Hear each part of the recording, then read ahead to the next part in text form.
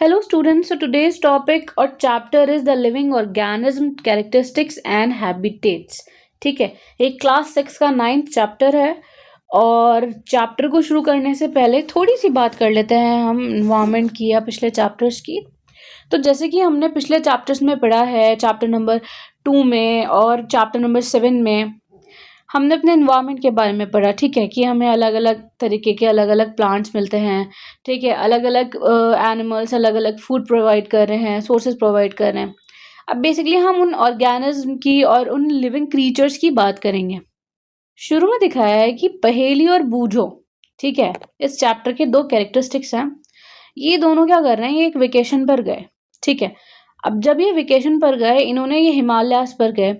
हिमालयास पर इन्होंने क्या देखे, अलग अलग तरीके के ट्रीज देखे जो कि इनके नॉर्मली जो घर के आसपास के ट्रीज से बिल्कुल डिफरेंट थे।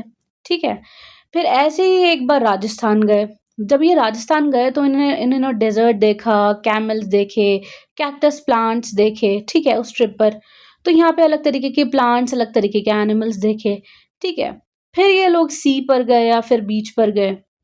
वहां पर उन्होंने क्या देखा, वहां पर उन्होंने अलग तरीके के एनिमल्स देखे। ठीक है, फिशेस देखी।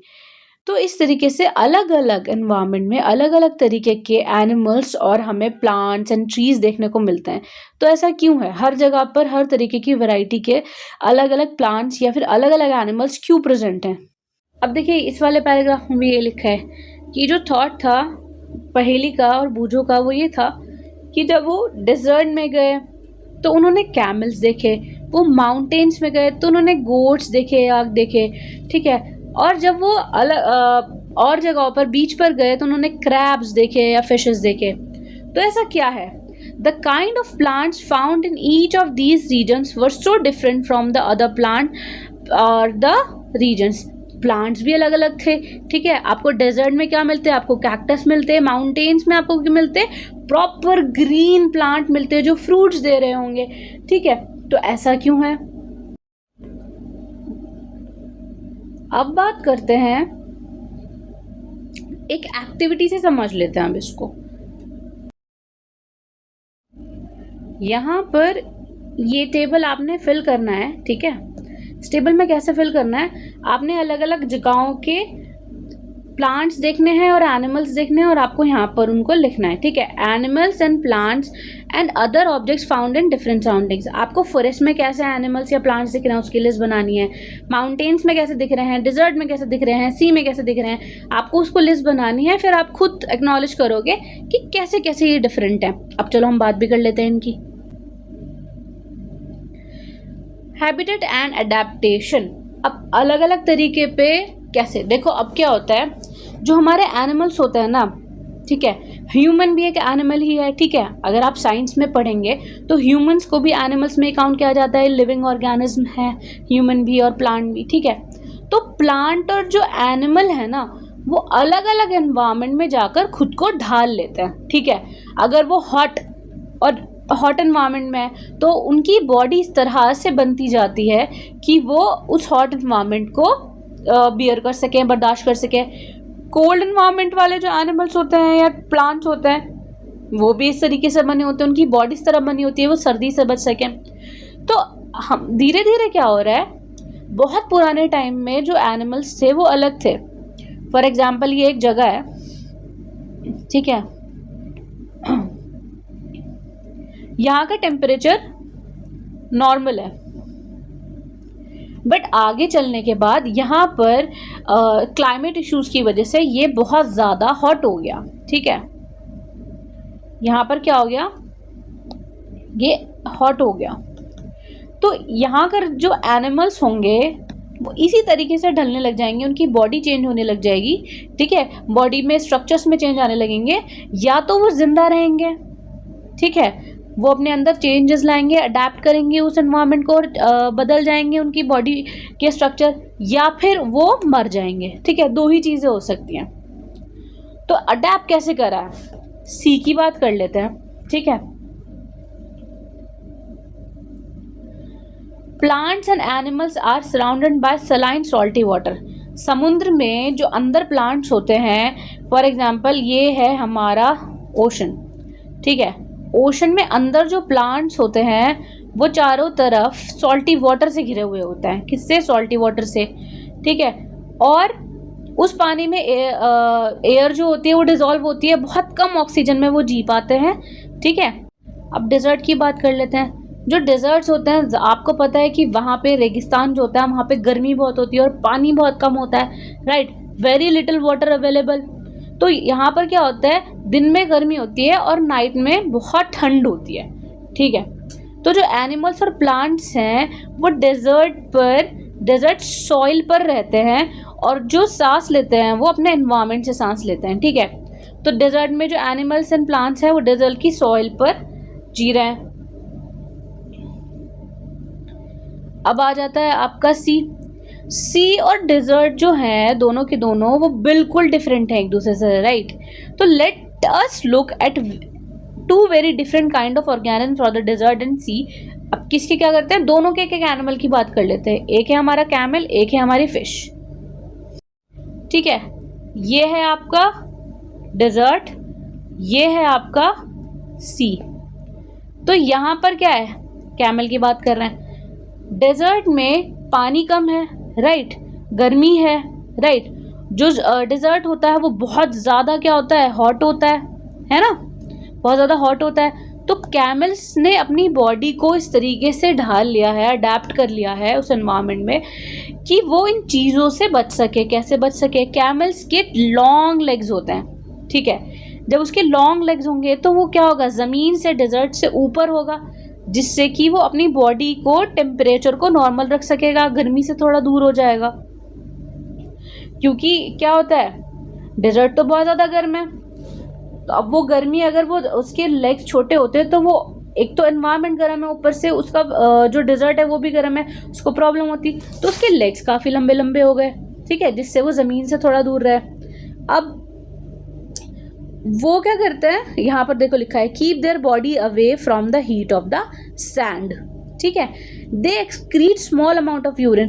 जो कैमल होते हैं ना उनको यूरिन बहुत कम आता है, ठीक है। इनका जो डंग होता है, ठीक है, इनकी जो वेस्ट होता है वो ड्राई होता है एकदम, बिल्कुल भी। जैसे आप नॉर्मल किसी एनिमल का डंग देखोगे, ठीक है, पॉटी देखोगे आप या फीसिस देखोगे आप, ठीक है, तो वो हल्का सा वेट होता है, उसमें वाटर प्रेजेंट होता है, बट जो डंग होता है वो बिल्कुल ड्राई होता है, ठीक है। इनको स्वेटिंग भी नहीं होती, ठीक है। जो एनिमल्स हैं, इन रीजंस की वजह से जो कैमल्स हैं वो काफ़ी दिनों तक सरवाइव कर लेते हैं बिना पानी के। क्यों? जाहिर सी बात है, पहली बात तो वो यूरिन ज़्यादा पास नहीं कर रहे हैं, ठीक है, उनका डंग काफ़ी ड्राई है, ठीक है, उनको स्वेटिंग ही नहीं हो रही, तो बॉडी से वाटर रिलीज ही नहीं हो रहा है। वाटर रिलीज नहीं हो रहा तो क्या वाटर सेव हो रहा है। अब कैमल की बात कर ली हमने, ठीक है। हम किस किस की बात कर रहे थे, हम बात कर रहे थे कैमल की। अब हम करेंगे सी में। सी में क्या होती है, फिश, ठीक है। अब हम क्या बात कर रहे हैं, हम बात कर रहे हैं सी की। सी में हमने एग्जाम्पल उठाया फिश का, यहाँ पे फिश की बात की गई है।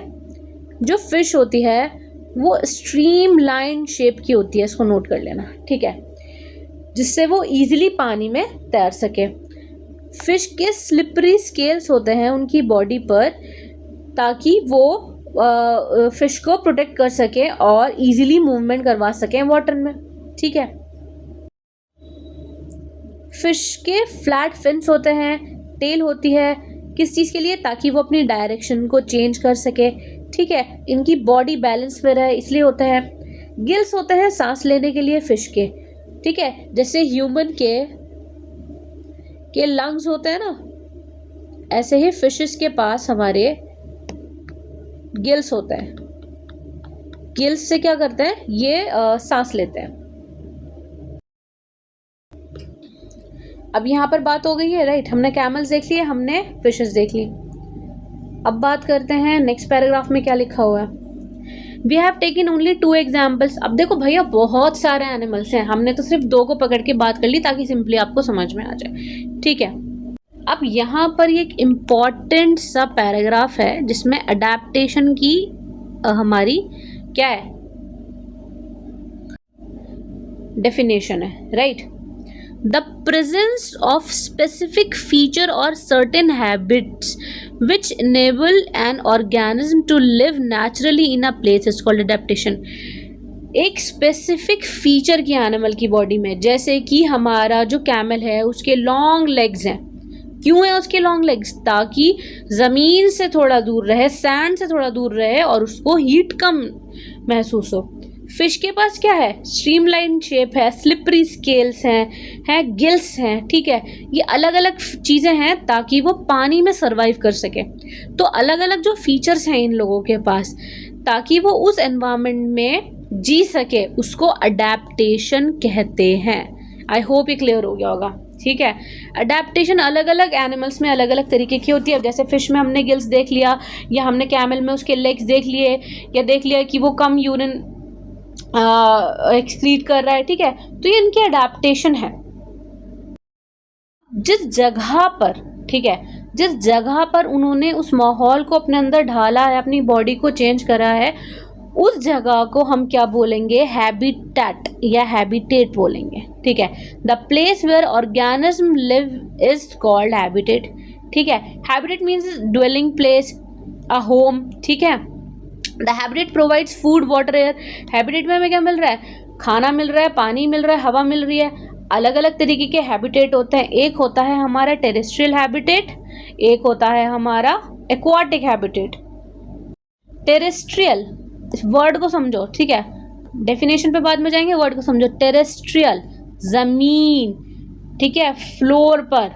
टेरेस्ट्रियल हैबिटेट्स, टेरेस्ट्रियल में क्या क्या आ जाएंगे? Forest, grasslands, deserts, coastal, mountain regions. ये सारे क्या हैं? हमारे टेरेस्ट्रियल हैं. ठीक है, ये यहाँ पर जो भी एनिमल्स होंगे, यहाँ पर जो भी प्लांट्स होंगे, तो उनको क्या बोला जाएगा? Terrestrial plants, terrestrial animals. Right.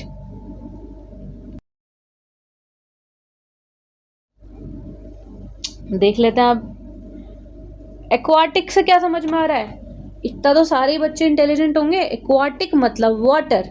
Water में जितने भी एनिमल, वाटर रिलेटेड जितने भी एनिमल या प्लांट्स हैं, वो सारे के सारे एक्वाटिक एनिमल्स या एक्वाटिक प्लांट्स हो गए. एक्वाटिक हैबिटेट्स क्या होंगे? हमारे लेक्स, रिवर, ओशंस.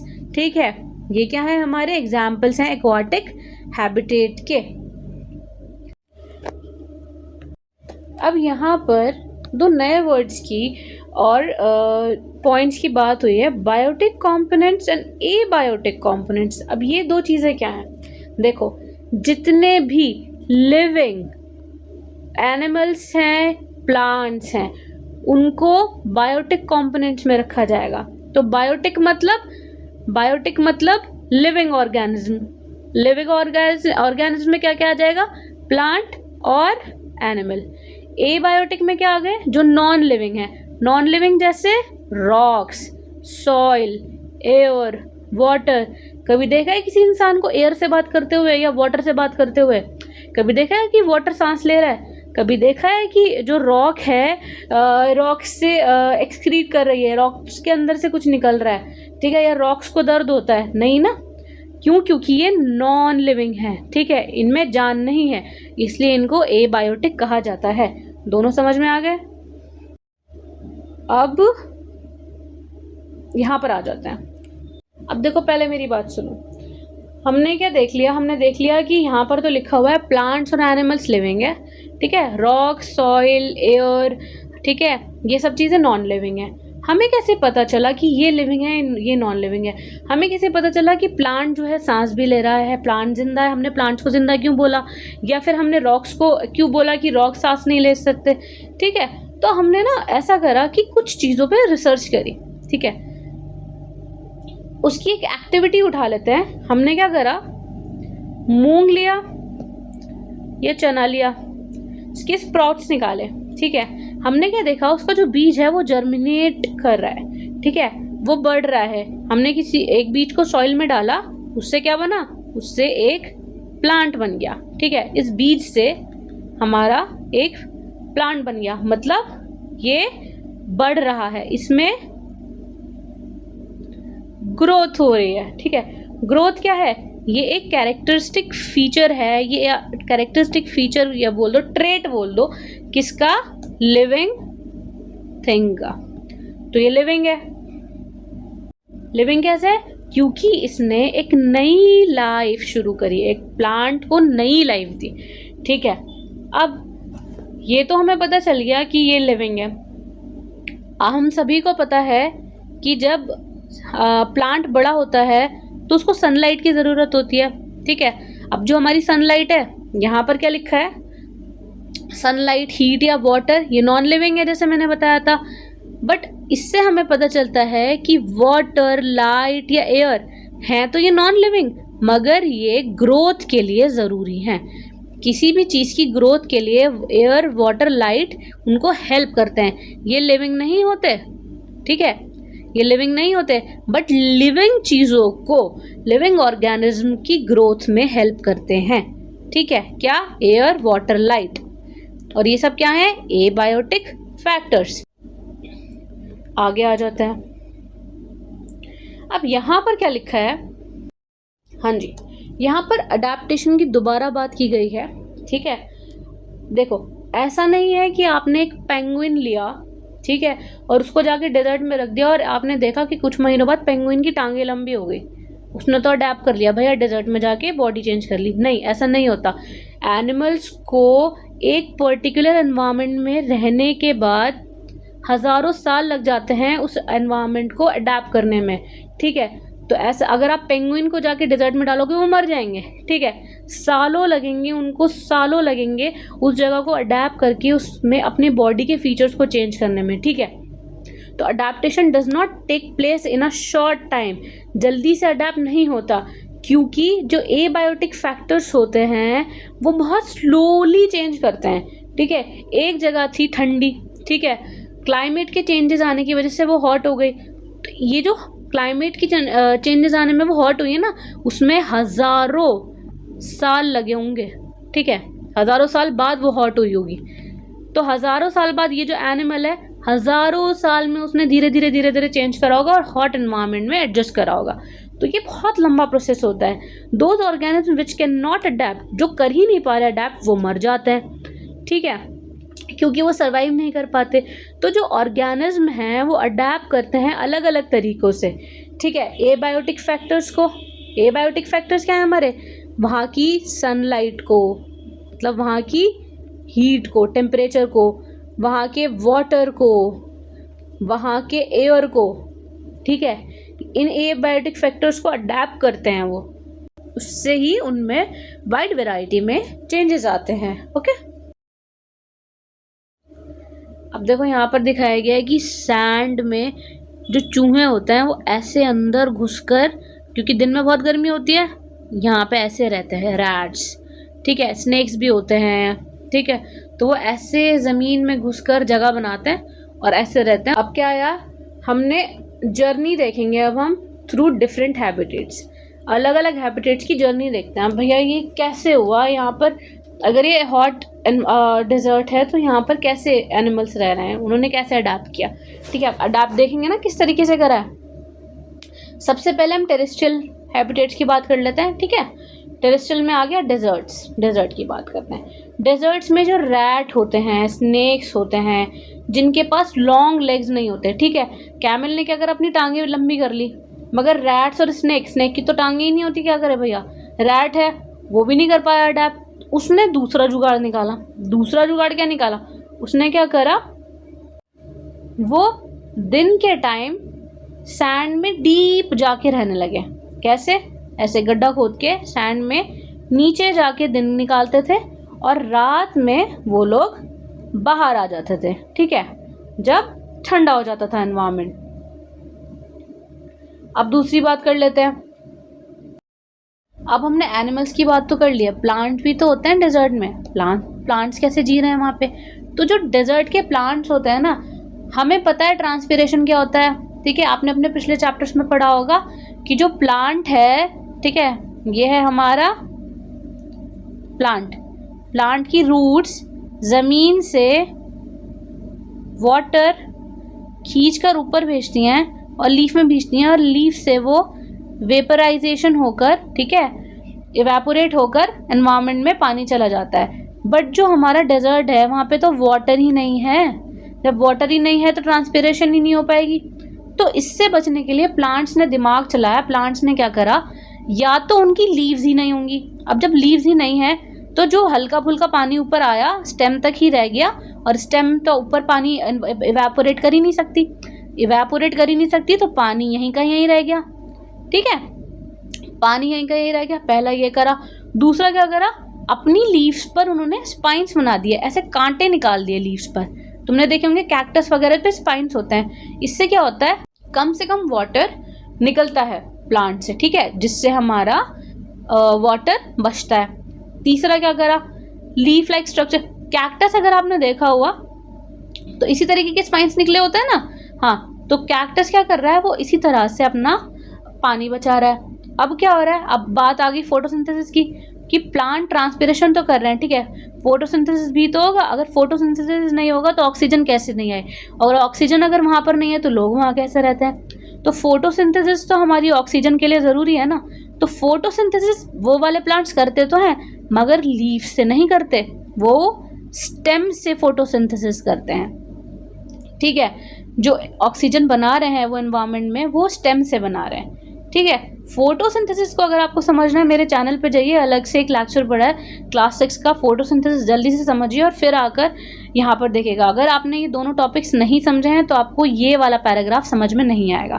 तो ट्रांसपिरेशन और फोटोसिंथेसिस जाके जल्दी से चैनल पे देखो और फिर वापस आओ। हाँ जी, तो आगे बढ़ जाते हैं। अब आ जाते हैं माउंटेन रीजन्स पर। हम क्या देखेंगे, बहुत सारे प्लांट्स। भैया पहाड़ों पे मसूरी शिमला गए होंगे, है ना, कभी तो गए होंगे। आपने देखा होगा इतने प्लांट्स हैं, इतने प्लांट्स हैं। ठीक है, बहुत सारे एनिमल्स भी हमें वहाँ पर दिख रहे हैं। ठीक है, अब जो हमारे माउंटेन्स होते हैं वहाँ पे ठंड होती है, तो इनकी जो बॉडी होती है ना वहाँ के एनिमल्स की, उस पर फेदर होते हैं बहुत सारे। टाइगर पर इतने सारे फेदर होते हैं जिससे उनको ठंड ना लगे। ठीक है, इनकी बॉडी गर्म रहे, इसलिए इनको नेचर ने बहुत ज़्यादा फेदर दिए हैं इनको वार्म रखने के लिए। ठीक है, प्लांट्स की बात कर लेते हैं, क्योंकि जो हमारे माउंटेन्स एरिया होते हैं वहाँ पर स्नो होती है। तो स्नो अगर नॉर्मल लीफ ऐसा हुआ तो स्नो आके गिरेगी और यहाँ जमती जाएगी जमती जाएगी जमती जाएगी तो बढ़ जाएगी। तो इनके जो लीव्स हैं वो इस तरह से बनाई हैं कॉनिकल शेप में। तो अगर ऊपर से स्नो गिर भी रही है तो वो ऐसे आके नीचे ज़मीन पर गिर जाएगी और प्लांट पर जमा नहीं होगी। आप देख रहे हो कोन बनी हुई है। तो इसीलिए यहाँ के जो प्लांट्स हैं उन्होंने अपने आप को इस तरह अडेप्ट करा एनवायरनमेंट में, ताकि स्नो अगर इन पे गिरे तो इनको हार्म ना पहुँचे और ये सीधी स्नो नीचे आके गिरे। एनिमल्स का भी चेंज देख लिया हमने, प्लांट्स का भी देख लिया। देखो ये रहे एनिमल्स, इनकी बॉडी वार्म रखने के लिए कितने सारे फेदर्स हैं। ठीक है, प्लांट्स की ये इनके जो लीव्स होते हैं वो नीडल लाइक होते हैं। एक बार थ्योरी में भी देख लेना। ठीक है, रेन वाटर से और स्नो से बचने के लिए। ओके, ये भी समझ में आ गया हमें। चलो भैया नीचे आ जाते हैं। ओप्स, अब आ जाते हैं। हाँ, ये जो प्लांट्स और एनिमल्स की बात करी हमने, एनिमल्स की बात कर लेते हैं। ठीक है, एनिमल्स के क्या थे, फेदर थे बॉडी पे। इसी तरीके से उनके पैरों पर भी, इनके जो फीट होते हैं ना और टोज होते हैं, उन पर भी बहुत ज़्यादा हेयर होता है, फेदर्स होते हैं, ताकि प्रोटेक्टेड रहें, गर्म रहें। The mountain goat has strong hooves for running up the rocky slopes of the mountains. ऊपर चढ़ने के लिए माउंटेन पर जो हमारी गोट्स होती हैं उनके बहुत स्ट्रॉन्ग हूव्स होते हैं। हूव्स क्या है, हूव्स देखते हैं, आ जाओ। ये जो होता है ना, ये होते हैं हूव्स। ये पैर देख रहे हो आप गोट के, नीचे से बहुत स्ट्रांग होते हैं ताकि एनिमल जो गोट्स हैं वो इजीली माउंटेन पर चढ़ सकें। अब आ जाते हैं ग्रासलैंड्स पर, जहाँ पर हमारा लायन रहता है या फिर डियर रहते हैं। ठीक है, अब लायन को क्या करना है, लायन को तो हंटिंग करनी है। ठीक है, लायन को जब हंटिंग करनी होती है तो सबसे पहले एक वर्ड है प्रे। ठीक है, PREY, शिकार। ठीक है, तो जो लायन है उसका प्रे क्या है, वो है हमारा डियर। ठीक है, लायन के जो पैर होते हैं, जो फीट्स होते हैं ना नीचे, इनके फीट पर क्लाउज होते हैं, ठीक है, ठीक है, जिससे वो इजीली हंटिंग कर सकें। हंटिंग किसकी करें? डियर की बात कर लेते हैं, ठीक है। इनका जो कलर होता है लायन का, देखो वो ग्रासलैंड के कलर से मैच कर रहा है ताकि छुप सके और छुप कर ईजिली शिकार कर सके।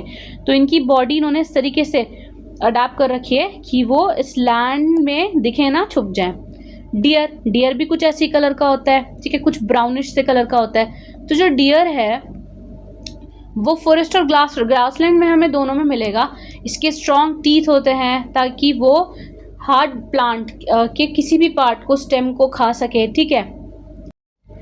अब जो डियर है वो तो भैया किसी का खाना है ना, वहाँ पे वो क्या खा रहा है? वो तो प्लांट खा रहा है, बट उसको खाने के लिए लायन भी है। तो नेचर ने उसको बॉडी में आईज एक ऐसा फीचर दिया है, एक इस साइड और एक दूसरी साइड, ताकि वो चारों तरफ देख सके। तो जो डियर है उनको साइड का, जैसे ह्यूमंस हैं उनकी आंखें दोनों आगे की तरफ होती हैं, लायन की भी देखो दोनों आगे की तरफ हैं, तो वो फ्रंट का देख सकते हैं, अपने साइड्स का नहीं देख सकते, बैक नहीं देख सकते। बट जो डियर हैं उनकी आईज इस तरह से नेचर ने दी हुई हैं ताकि वो अपने प्रेडेटर को देख सकें और भाग सकें, ठीक है। जो उनका शिकारी है वो उसको देख सकें और रन कर सके, उससे बच सकें, ठीक है। इनके लॉन्ग ईयर्स होते हैं ताकि हल्की सी भी मूवमेंट इनको सुनाई दे जाए, और इनकी जो स्पीड होती है वो प्रेडेटर से दूर भागने में इनकी हेल्प करती है। हमारी डियर की भी बात हो गई, ग्रासलैंड्स की भी बात हो गई। अब एक्वाटिक हैबिटेट्स की बात कर लेते हैं। एक्वाटिक हैबिटेट्स में हमने क्या बात करी थी? हमने थोड़ी देर पहले बात करी थी फिश की, ठीक है, कि फिश के पास गिल्स होते हैं। फिश के पास क्या होती है? स्ट्रीमलाइन शेप की बॉडी होती है ताकि वो पानी में तैर सकें। हमने तो सिर्फ फिश की बात कर ली, बट ओशियन में तो बहुत सारे एनिमल्स हैं ना, सी एनिमल्स, उनका क्या? जैसे स्क्विड हो गए या फिर ऑक्टोपस हो गया, इनका क्या? इनके पास तो स्ट्रीमलाइन शेप नहीं होती। तो ये क्या करते हैं, क्योंकि इनके पास स्ट्रीमलाइन शेप नहीं है, ये तैर नहीं सकेंगे ईजिली, पानी में फ्लोट करने के लिए इनके पास वैसी बॉडी नहीं है। तो ये जो सी होता है, ओशन होता है, उसमें बहुत डीप नीचे रहता है, ठीक है। और जैसे ही कोई भी सी एनिमल, ठीक है, कोई भी उनका खाना उनके पास आता है, उनको वहीं से पकड़कर उनको वो अपना फूड ले लेते हैं, ठीक है। डॉल्फिन और वेल्स की बात करें सी एनिमल्स में, डॉल्फिन और वेल्स जो हो गई, अब ये क्या करती हैं? इनके पास गिल्स नहीं होते हैं। फिश के पास क्या था? हमारे फिश के पास सांस लेने के लिए एक अलग ऑर्गन था, क्या था? गिल्स, जिससे वो सांस ले रही थी। डॉल्फिन और वेल्स के पास गिल्स नहीं होती, तो वो गिल्स नहीं होती तो वो सांस किससे लेते हैं? इनके पास नॉस्ट्रल्स होते हैं जिनको ब्लो होल बोलते हैं। आप अगर कोई डॉल्फिन देखोगे, ठीक है, तो डॉल्फिन के ऊपर यहाँ पे एक होल होता है जिससे वो पानी ऊपर की तरफ फेंकती है। आपने काफ़ी एनिमेटेड मूवीज़ में देखा होगा, ठीक है। डॉल्फिन बहुत गंदी है, इग्नोर करना, ठीक है।